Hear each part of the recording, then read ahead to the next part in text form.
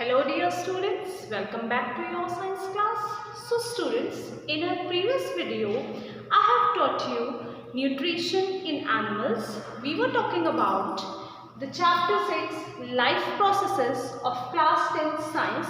Class 10 science का जो chapter 6 है life processes that we were studying, and in that chapter I was teaching you nutrition. जो first life process होती है आपकी न्यूट्रिशन, वो मैं आपको पढ़ा रही थी. And in nutrition we have completed the nutrition in animals. Human beings में और अमीबा में कैसे न्यूट्रिशन होता है ये हमने पढ़ा. Not today, in this video we are going to talk about the nutrition in plants. आज हम पढ़ेंगे कि प्लांट्स में कैसे न्यूट्रिशन होता है. So you know what nutrition is. Nutrition होता है intake of food to get energy. Food लेना ताकि हमें एनर्जी मिल सके. But plants have a different mode of nutrition. They are autotrophic in nature. I have told you कि plants जो होते हैं, green plants are autotrophic, means they can prepare their own food themselves with the help of the raw materials from the outside environment. Carbon dioxide और water की help से food बना लेते हैं प्लांट्स, ग्रीन प्लांट्स अपनी leaves में with the process name as photosynthesis. वही हम आज पढ़ेंगे. न्यूट्रिशन इन प्लांट्स के लिए सबसे पहले आपको पता होना चाहिए कि फोटोसिंथेसिस इज द प्रोसेस. वही प्रोसेस है जिससे ये न्यूट्रिशन हो रहा है. So what is photosynthesis? It's made up of two words. दो वर्ड से मिलती है ये, फोटो एंड सिंथेसिस. फोटो का मतलब होता है सनलाइट है और simply the light. And synthesis means preparation. जो ऑर्गेनिजम्स अपने फूड को सनलाइट की प्रेजेंस में प्रिपेयर करते हैं, they are known as the autotrophs और the photosynthetic, and the process is known as photosynthesis. Sunlight की हेल्प से अपने फूड का सिंथेसिस करना, बनाना अपने ही आप, वो कहलाया जाता है photosynthesis. This photosynthesis has a general equation है. फोटोसिंथेसिस की इक्वेशन होती है. The equation is CO2 plus H2O. It gives us C6H12O6 plus O2 and plus H2O. हमारा जो CO2 होता है means the animals are exhaling carbon dioxide. That carbon dioxide is taken by the plants and they are also getting the water.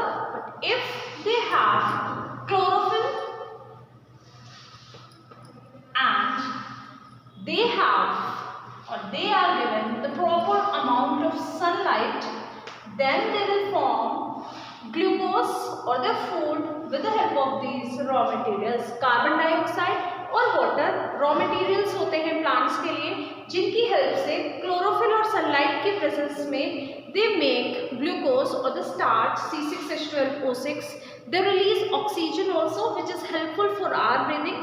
In turn, plants are giving us the fresh oxygen. Then we have the water here. पानी भी वहाँ पर release होता है. If we talk about its valency, that's a part of chemistry, but आप यहाँ भी learn कर सकते हैं इसको. एक proper equation लिख करके आएंगे. Okay, so this is the correct equation for photosynthesis. सबसे पहली बात आ गई कि photosynthesis है क्या. It's a process by which green plants prepare their own food themselves with the presence of sunlight and the chlorophyll with the help of the outside raw materials, carbon dioxide and water. So यहाँ पर अब आ जाती है उसकी equation. Equation क्या है? Carbon dioxide, water, they combine together and form the food with the release of oxygen and the water. So that is about the chemical equation for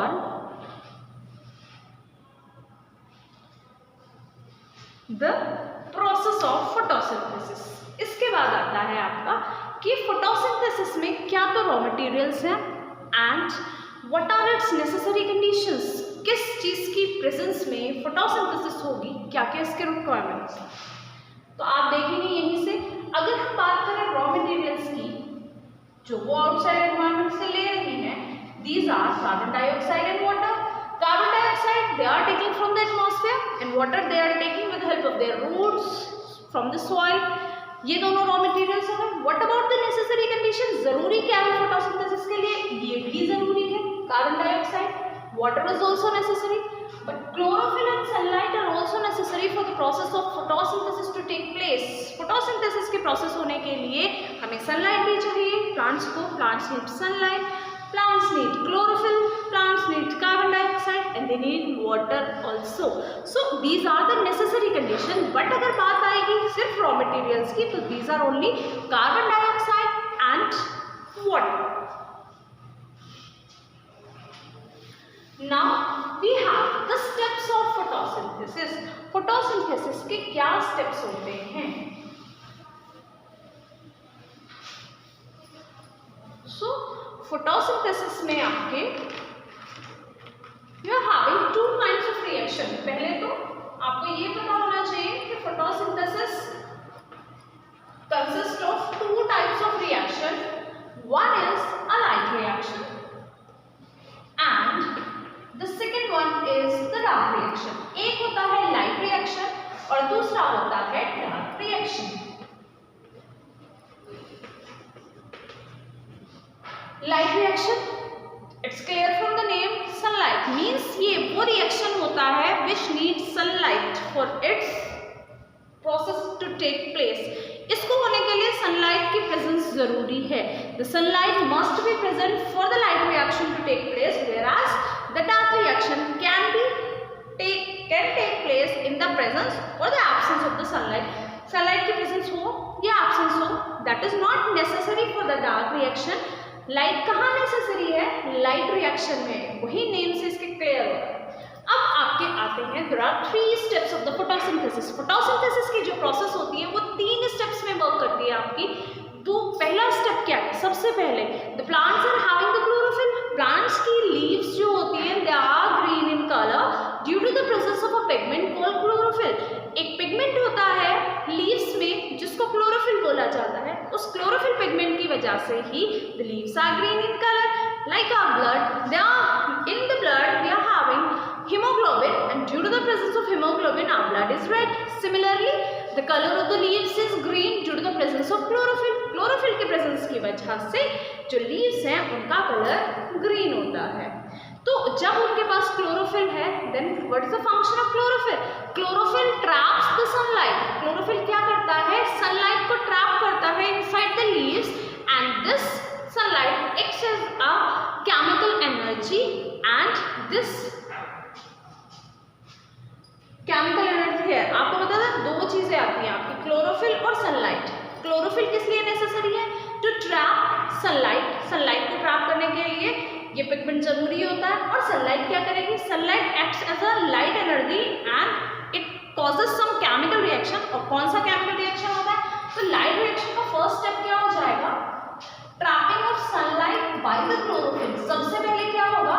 trapping होगी sunlight की बाय क्लोरोफिल. ठीक, chlorophyll sunlight को trap करेगा. In the second step this light energy is converted into chemical energy which is converted into chemical energy. ये chemical energy की तरह act करेगी, convert हो जाएगी light energy into chemical energy and there will be the splitting of water molecules into hydrogen and oxygen. जो water का molecule ले रहे हैं plants from the outside the environment, the plants will convert this kind of water molecule into hydrogen and oxygen. Means जो ये सबसे पहले क्या हुआ? sunlight trap हुई chlorophyll से and after trapping the sunlight from the chlorophyll, this sunlight is or the light energy is converted into chemical energy and then this chemical energy splits the water molecule. जो water molecule या water leaves में आया है उसको split करती है, तोड़ती है. क्या? sunlight उसको break कर देती है. that is the second step. second step क्या हुआ आपका? first step तो trapping हो गई और conversion हो गया उसका. in the second step we have the splitting of water molecule into hydrogen and oxygen. water molecule hydrogen और oxygen में split हो जाता है क्योंकि हम देखते हैं ग्लूकोज C6H12O6 वहां पे कार्बन भी रही है वाटर मॉलिक्यूल की, that is necessary for that purpose, otherwise water तो एक अलग कंबाइंड फॉर्म में यहाँ पे है कंपाउंड। डार्क रिएक्शन में क्या होता है, there is a reduction of CO2 to form glucose. Third step जो आता है हमारा वो क्या है, reduction of CO2 to glucose. Glucose का CO2 का रिडक्शन होना। What is reduction, you have studied in chemistry. Reduction क्या होता है, it's the removal of oxygen और the addition of hydrogen. Carbon भी है CO2 में, ऑक्सीजन भी है, हाइड्रोजन और ऐड हो जाता है, addition of hydrogen is known as the reduction. तो इसीलिए थर्ड स्टेप में रिडक्शन हो जाता है कार्बन डाइऑक्साइड का एंड ग्लूकोज इज फॉर्म। तो हमारी इक्वेशन बन जाती है कि भाई सबसे पहले क्या हुआ, क्लोरोफिल और सनलाइट, ये जरूरी है। Why is chlorophyll necessary? Because chlorophyll traps the sunlight and converts this sunlight into the chemical energy. This chemical energy converts water molecule into hydrogen and oxygen, and after that there is a reduction of carbon dioxide to glucose, and in this way the food is formed inside the plants.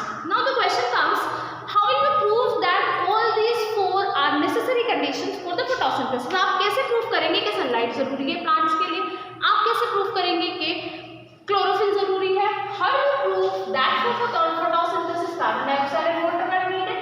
तो उसके लिए कुछ experiments है। For example सबसे पहले हमारे पास आता है chlorophyll. How will you prove that chlorophyll is necessary? You are giving some activities inside NCERT, मैं आपको बताती हूँ। पहले क्या है आपका क्लोरोफिल की प्रेजेंस। तो क्लोरोफिल क्या है, पिगमेंट है।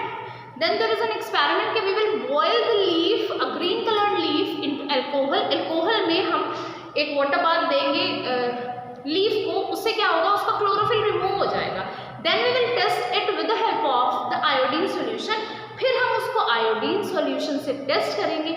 आयोडीन सॉल्यूशन कैसा होता है, रेडिश ब्राउन कलर का होता है, और जहाँ पे भी उसको स्टार्च मिलता है it turns into blue green. जैसे आपका पोटैटो होता है, पोटैटो के अंदर स्टार्च है, आप उसके ऊपर you put few drops of iodine solution, then red colour of the iodine solution turns into the blue green और blue black.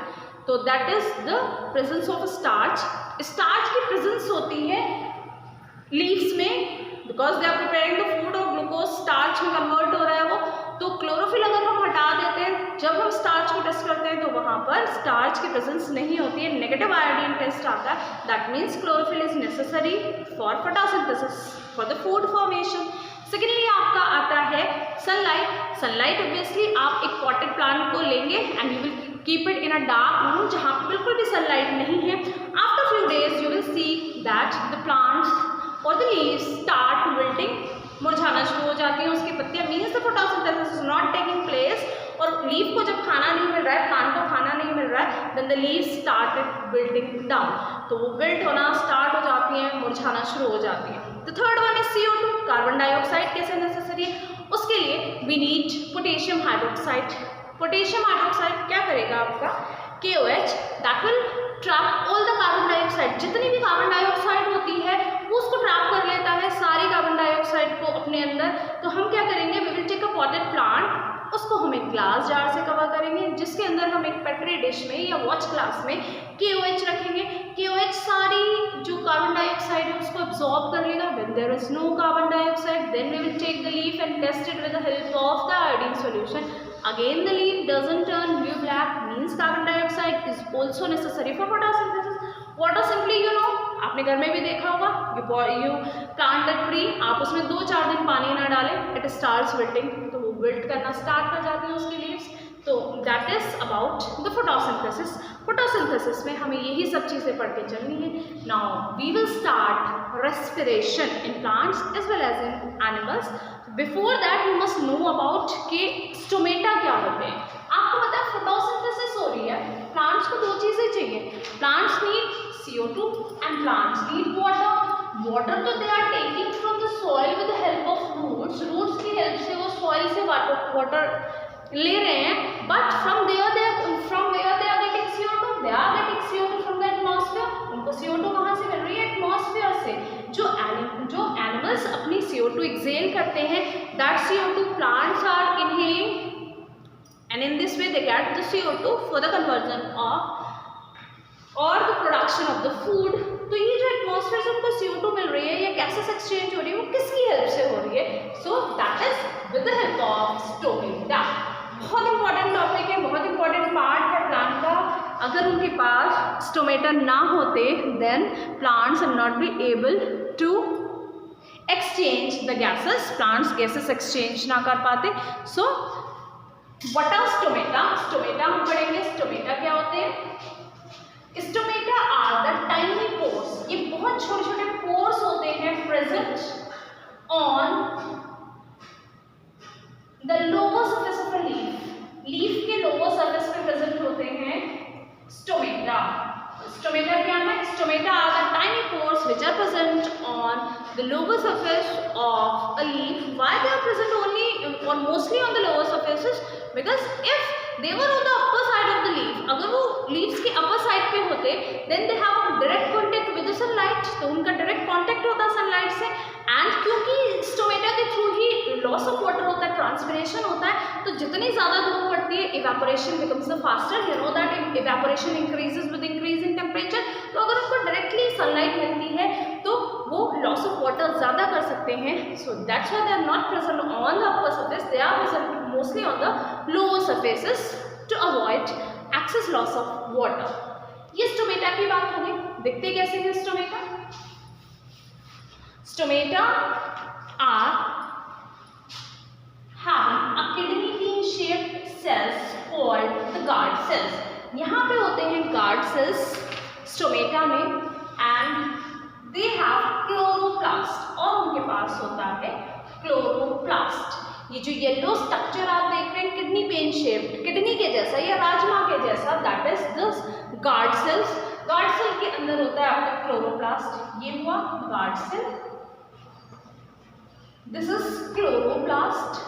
Chloroplast is the organelle you have studied in class 9 which imparts green color to the leaves. जो chlorophyll है यहीं पर present है, इसी की वजह से लीव्स का कलर ग्रीन है।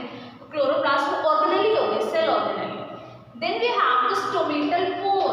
बीच में आपको एक ओपनिंग दिख रही है, that opening is known as stomatal pore. उसको स्टोमेटल पोर कहा जाता है। Nucleus there. Then we have the epidermal cells. जो लीव्स के सेल्स होते हैं ये एपिडर्मल सेल्स कहा जाता है इनको। एपिडर्मल सेल्स होते हैं इसके पास। So that is about the open stoma. Stoma और स्टोमेटा में क्या फंक्शन है? These are same but they have the difference grammatically. Means stoma होता है एक सिंगल स्ट्रक्चर या सिंगल पोर और स्टोमेटा होता है तो plural of this word stomata. तो बोथ आर सेम। अगर आप डेफिनेशन लिखेंगे तो सिर्फ सिंगुलर और प्लूरल का डिफरेंस आ जाता है, आपका ग्रामेटिकली मिस्टेक होती है, otherwise the word is same and it has the same scientific meaning.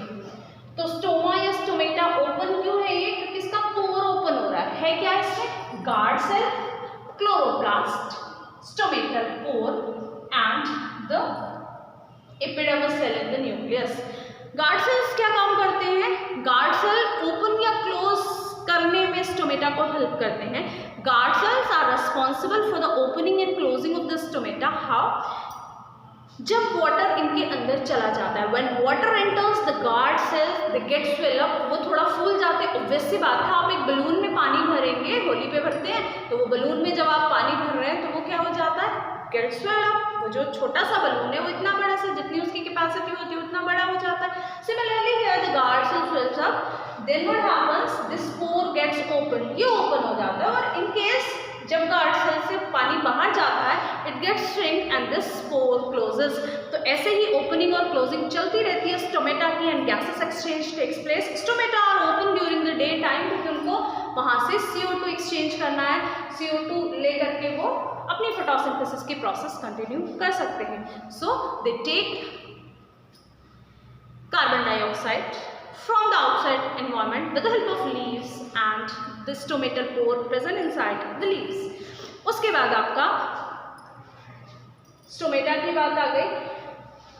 Water उनको रूट हेयर से मिल ही जाएगा। So that is all about the nutrition in plants. Now we will talk about respiration. Next topic आता है हमारा respiration. What is respiration or respiration?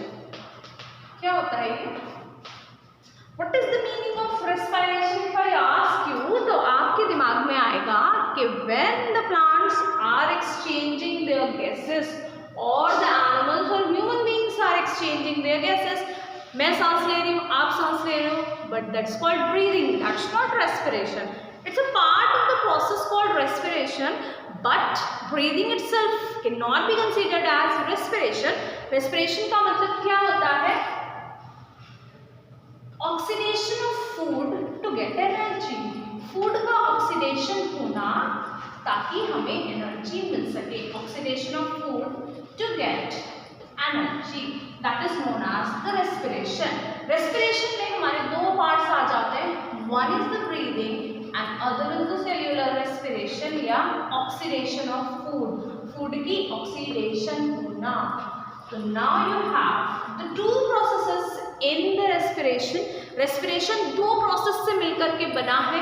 एक होती है breathing. Breathing से for example हमने ले लिया oxygen.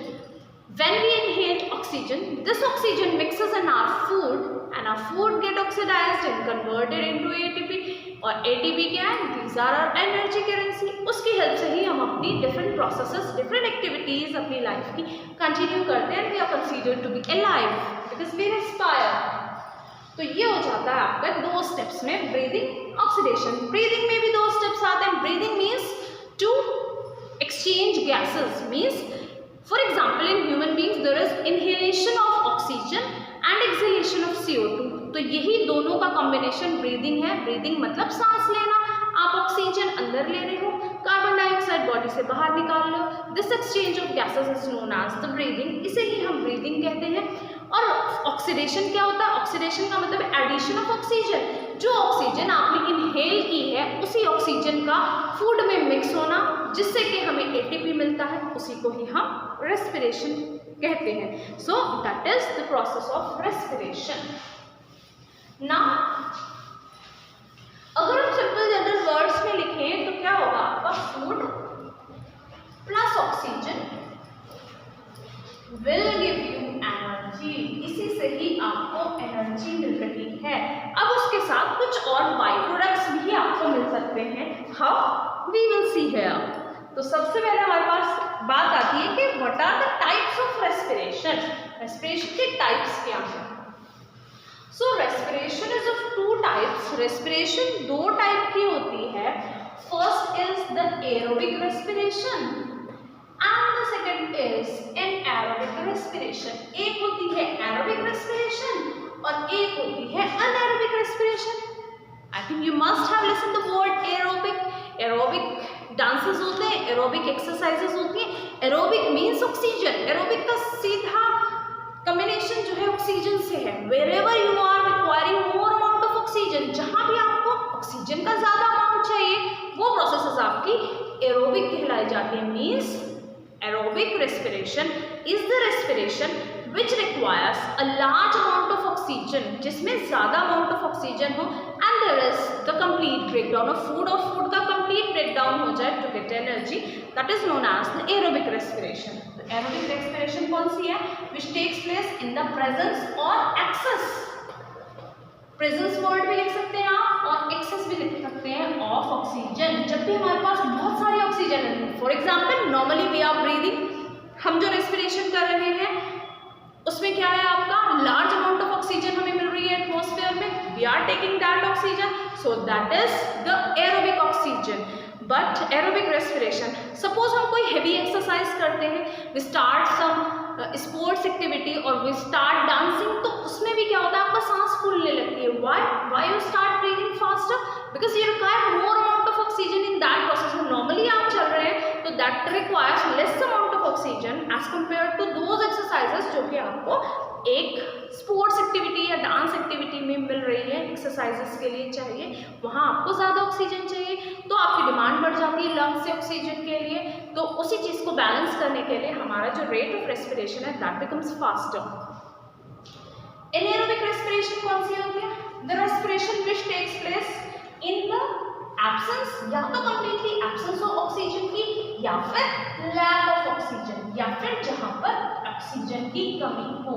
तो उससे क्या होगा? There will be a partial और the incomplete break down of food and we will get less energy. हमें जो एनर्जी मिलेगी वो बहुत कम मिलेगी क्योंकि हमारे पास ऑक्सीजन कम है। ऑक्सीडेशन ऑफ फूड से ही तो we are getting the energy. Now we have the two equations for that. Glucose pathway, हमारी बॉडी में जो ग्लूकोज है अल्टीमेटली आपका स्टार्च कन्वर्ट हुआ है ग्लूकोज में। सबसे बड़ा प्रोडक्ट जो बचा है आफ्टर डाइजेशन जो एब्जॉर्ब हुआ है दैट इज ग्लूकोज। तो ग्लूकोज कैसे एक मॉलिक्यूल ग्लूकोज का एनर्जी दे देता है, एटीपी दे देता है, that will study here. So सबसे पहले आपका आता है एरोबिक रेस्पिरेशन की इक्वेशन। मींस हम कंबाइन भी देख सकते हैं। For example you are having glucose, आपके पास है glucose. Glucose gets converted into pyruvate. Glucose किस में बदलता है? पाइरुवेट में बदलता है। What is glucose? It's a 6 carbon compound C6H12O6। Pyruvate क्या है? It's a 3 carbon compound. यहाँ कार्बन 6 होते हैं और यहाँ कार्बन 3 होते हैं। तो ग्लूकोज पहले पाइरुवेट में कन्वर्ट होगा in every activity inside our cytoplasm. हमारा जो साइटोप्लाज्म होता है living liquid present inside our cell between our nucleus and the cell membrane. हमारे सारे सेल्स में जो लिक्विड भरा हुआ है living between our nuclear membrane and the cell membrane, उसी को ही हम साइटोप्लाज्म कहते हैं। और हमारे साइटोप्लाज्म में हर सेल में क्या हो रहा है? ग्लूकोज पाइरुवेट में कन्वर्ट हो रहा है। अब बात आती है कि ऑक्सीजन कितनी है, उसके बेस पे कैसे एक्टिविटीज चलेंगी। ये 3 प्रोसेसेस आ जाती हैं आपकी। First of all we are having excess of oxygen. हमारे पास ऑक्सीजन बहुत सारे अमाउंट में है। Then what happens? Where it is happening? Inside our mitochondria. हमारे माइटोकॉन्ड्रिया में जब नॉर्मली हम ब्रीदिंग कर रहे हैं हमारे पास ऑक्सीजन एक अच्छे खासे लार्ज अमाउंट में प्रेजेंट है। Then we are undergoing aerobic respiration और इससे बनता क्या है? It gives you CO2, water and 38 ATP of energy। एक सिंगल मॉलिक्यूल जो है ग्लूकोज का आपको कितना ATP एनर्जी दे रहा है? It's giving you 38 ATP of energy। Glucose सबसे पहले किस में कन्वर्ट हुआ? पाइरुवेट में इनसाइड आवर साइटोप्लाज्म। फिर हमारे माइटोकॉन्ड्रिया में the pyruvate gets converted into carbon dioxide, water and 38 ATP of energy. एक सिंगल मॉलिक्यूल से ग्लूकोज के हमें 38 ATP एडिनोसिन ट्राइफॉस्फेट जो कि हमारी एनर्जी करेंसी है, जिसकी फॉर्म में हमारी बॉडी में एनर्जी स्टोर्ड है, वो मिल जाती है। तो जितना अमाउंट हमने फूड का खाया है, हमारा जितना भी स्टार्च है, कार्बोहाइड्रेट्स है, वो ग्लूकोज में जाके कन्वर्ट हुआ है। तो एक सिंगल मॉलिक्यूल ग्लूकोज का इतनी एनर्जी देगा and we are able to perform our all the activities with the help of this energy made by our mitochondria। That's why the mitochondria are known as powerhouse of the cell। इसीलिए mitochondria को power house of the cell कहते हैं। You have studied in class 9। अब आता है second case. Suppose we are having lack of oxygen. अब हमारे पास ऑक्सीजन की कमी है। When it happens? Whenever we are doing some heavy exercises। जब भी हमें कोई स्पोर्ट्स एक्टिविटी या हेवी एक्सरसाइज करते हैं तो हमारे पास ऑक्सीजन की डिमांड बढ़ जाती है and inside our muscles the anaerobic respiration takes place. उस टाइम पे हमारे मसल्स में एनारोबिक रेस्पिरेशन होती है एंड वी फील फटीग्ड और हम थकान फील करते हैं, मस्कुलर पेन, मसल क्रैम्प्स हमारे अंदर हो जाते हैं। क्यों? क्योंकि वहाँ पे एनारोबिक रेस्पिरेशन, ऑक्सीजन की डिमांड ज़्यादा थी। आप सपोज पहले दिन कोई स्पोर्ट्स एक्टिविटी करते हैं, suppose you are having sports meet in your school. आपके स्कूल में स्पोर्ट्स मीट है तो वो कुछ वीक चलता है, पूरा स्पोर्ट्स वीक चल रहा है सपोज। तो आप first day of the week you will feel tired, आप बहुत टायर्ड फील करेंगे, आपके मस्कुलर पेन्स होगा, मसल क्रैम्प्स होगा। व्हाई? क्योंकि उस टाइम पे आपके लंग्स को इतना ही ऑक्सीजन देने की हैबिट है बट आपकी रिक्वायरमेंट अब बढ़ गई है। Then after few days you become habitual and your lungs become habitual of providing you oxygen. तो आपका वो धीरे धीरे पेन जाता रहता है और यू गेट रेस्ट या आपको रेस्ट कर लेना चला जाएगा। तो लैक ऑफ ऑक्सीजन हमें कहाँ मिल रही है? इनसाइड ह्यूमन मसल्स, हमारे मसल्स में। वहाँ पे ऑक्सीजन किसमें, ये पाइरुवेट किसमें कन्वर्ट हो रहा है?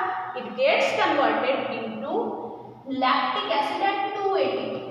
Lactic acid plus 2 ATP। अब आप देखिए पाइरुवेट कहाँ तो 38 ATP बना रहा था जब उसको बहुत सारी ऑक्सीजन मिल रही थी क्योंकि फूड उसका कंप्लीटली ऑक्सीडाइज हो रहा था, ब्रेक डाउन हो रहा था। बट जब लैक ऑफ ऑक्सीजन हमारे पास है, ऑक्सीजन की कमी है हमारे पास, तो सिर्फ और सिर्फ 2 ATP एनर्जी मिलेंगे because the oxygen present here is not able to break down the food completely, इसीलिए हमें कम ऑक्सीजन मिल रहा है। थर्ड स्टेप हमारा क्या आता है? In the third step we are having absence of oxygen, हमारे पास ऑक्सीजन की कमी है। तो जब हमारे पास ऑक्सीजन कम है वो कहाँ है? In case of the east.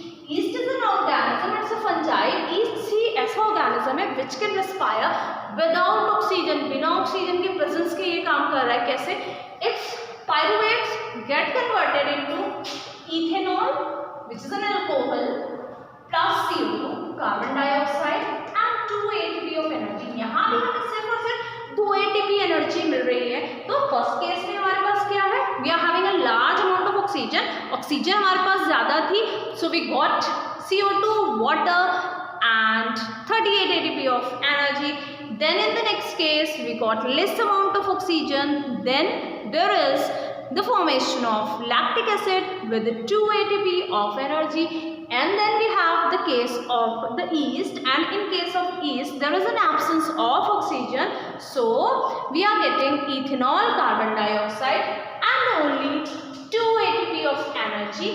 ये जो इथेनॉल और कार्बन डाइऑक्साइड है नेचर में आपको ये कहाँ देखने मिल रही है? फर्मेंटेशन की प्रोसेस में। Suppose you are preparing vinegar from the sugar cane juice, आप गन्ने के रस से सिरका बना रहे हैं। दिस प्रोसेस टेक्स प्लेस, आप लोग देखते हो नेचर में, आप घर में यूज करते हैं सिरका बनाने की जो प्रोसेस है नेचुरली, तो उसमें गन्ने के रस को एक एयर टाइट कंटेनर में बॉटल में रखा जाता है। कुछ दिनों बाद क्या होता है, वहाँ पे देयर इज नो ऑक्सीजन और उसमें शुगर जो होता है ग्लूकोज, यहाँ पे ग्लूकोज की बात हो रही है, वहाँ sugar, that sugar gets converted into this ethanol and CO2 और वही जो है आपका विनेगर बन जाता है। CO2 की प्रेजेंस बढ़ जाती है वहाँ पे, इसीलिए वो थोड़ा गैसेस हो जाता है, एफोवेसेंस बढ़ जाती है। So that was about the aerobic and anaerobic respiration, and this process is also known as the glucose pathway. ये ग्लूकोज को जो है रेस्पिरेशन के या पाथवेज होते हैं इसके ग्लूकोज ब्रेकडाउन के, कि ग्लूकोज किस किस तरीके से ब्रेकडाउन हो सकता है। So that is about the respiration. आप डिफरेंस कर सकते हैं एरोबिक और एनारोबिक रेस्पिरेशन का, कि aerobic respiration takes place in the presence of oxygen, whereas anaerobic respiration takes place in the absence और the lack of the oxygen. Secondly हम कह सकते हैं कि एरोबिक रेस्पिरेशन में there is complete breakdown of food, whereas in anaerobic respiration there is incomplete breakdown of food। Then we have third, हम कह सकते हैं there is a large amount of energy। यहाँ पे large amount of energy produce हो रहा है, यहाँ पे there is small amount of energy, वहाँ पे small amount of energy produce हो रहा है। कंप्लीट ब्रेकडाउन चल रहा है एरोबिक में, in anaerobic respiration there is an incomplete और पार्शियल ब्रेकडाउन ऑफ फूड। तो यही डिफरेंसेस आप कर सकते हैं। एरोबिक रेस्पिरेशन ह्यूमन बींग्स में हो रहा है नॉर्मली, एनारोबिक रेस्पिरेशन ईस्ट में और हमारे ह्यूमन मसल्स में हो रहा है। लैक ऑफ ऑक्सीजन कह रहे हैं तो human muscles, absence of oxygen then it's yeast. तो that is about aerobic and anaerobic respiration. Now we have the respiration in plants. Plants में कैसे रेस्पिरेशन होती है? So that we have studied in nutrition. हमने nutrition में अभी stomata पढ़ा है। स्टोमेटा में क्या हो रहा है? Stomata are doing gases exchange. Stomata ही तो गैसेस एक्सचेंज कर रहे हैं प्लांट्स में। What is respiration? Gases exchange है। अब यहाँ पे फूड प्रिपेयर होकर ऑक्सीडाइज तो होना नहीं है, एनर्जी उस फूड से ही उसको मिल रही है, तो simply the gases exchange is taking place, that is respiration in case of plants. Plants में सिर्फ इनहेलेशन और एक्सहेलेशन जो है O2 और CO2 का गैसेस एक्सचेंज, वही रेस्पिरेशन है। न्यूट्रिशन और respiration in plants.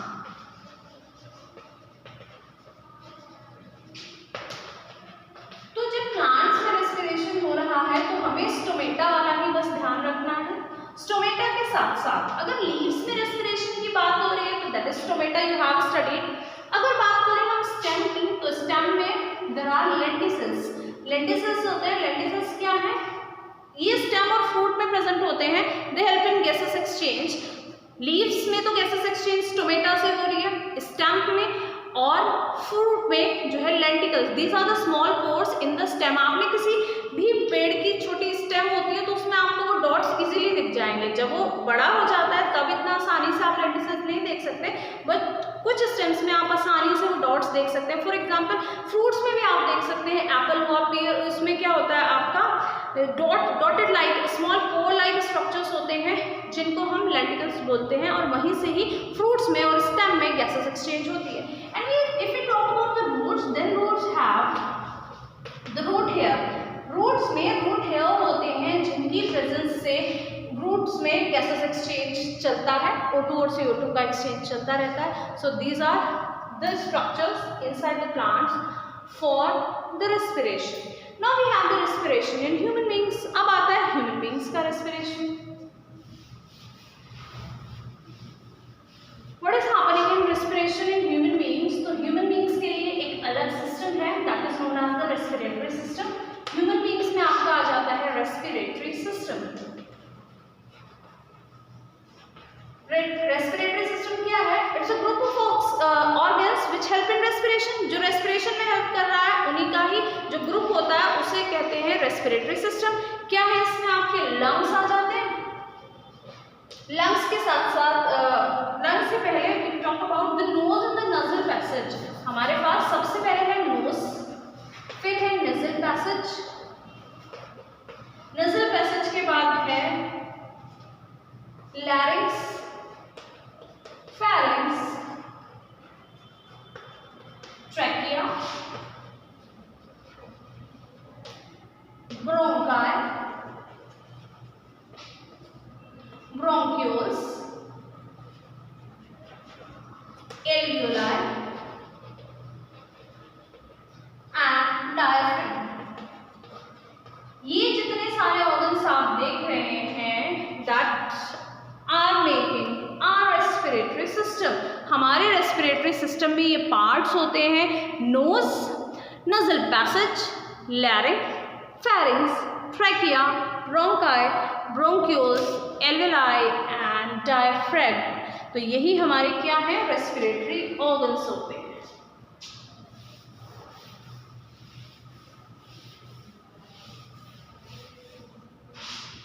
Knows, then the nasal passage we have, larynx, pharynx आ जाते हैं।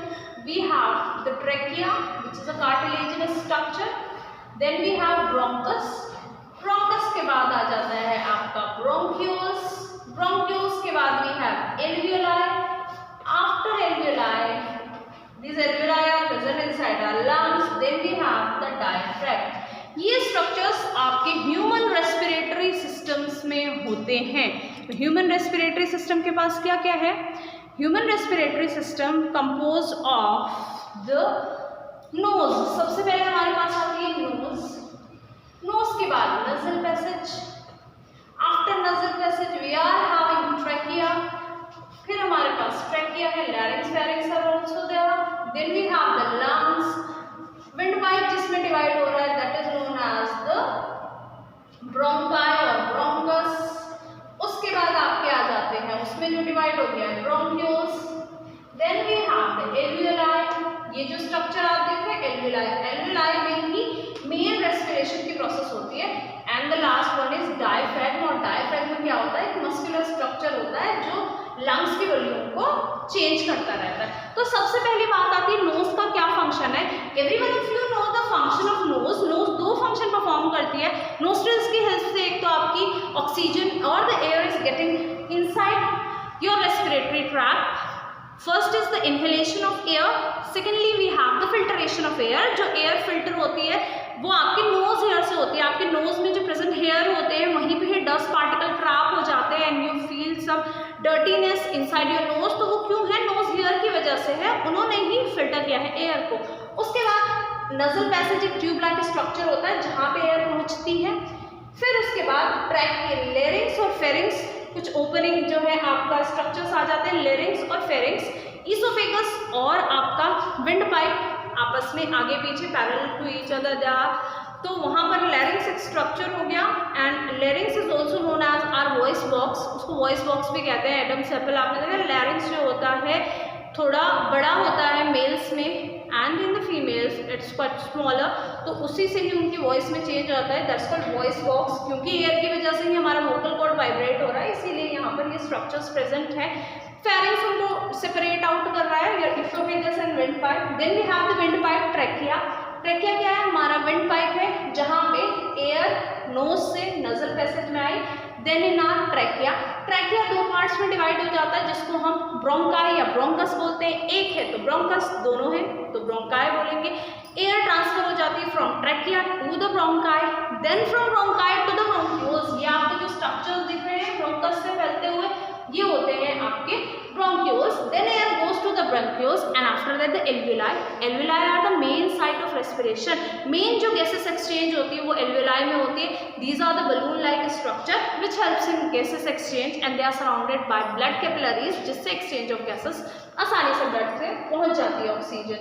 Then we have the lungs, और lungs आपको पता ही है मेन रेस्पिरेटरी ऑर्गन होते हैं क्योंकि उन्हीं के इनसाइड ये सारी चीजें हैं. उसके बाद हमारे पास आता है diaphragm. What is diaphragm? It's a muscular organ or the part which helps in changing the volume of the lungs when we inhale. जब हम inhale करते हैं the diaphragm moves inward, वो थोड़ा नीचे आ जाता है और हम inhale कर लेते हैं. और when the diaphragm moves upward then what happens? The exhalation process takes place. You can feel your diaphragm after your ribs. आपके ribs के नीचे आपको एक muscular organ फील होगा जो आप जब एक्सेल करेंगे और इनहेल करेंगे तो there will be a movement. So that was about the respiration in human beings. Amoeba में भी रेस्पिरेशन जो हो रही है वो सिंपली डिफ्यूजन की प्रोसेस से हो रही है. अमीबा का जो साइटोप्लाज्म है वहां से ऑक्सीजन इज कमिंग इनसाइड और inhaling and CO2 is moving out with the help of diffusion. Simply एक जगह से दूसरी जगह गैसेस एक्सचेंज हो रहा है. So that was all about respiration. In the next video we are going to talk about the transportation in plants and animals. Till then, take care. Have a very wonderful day ahead.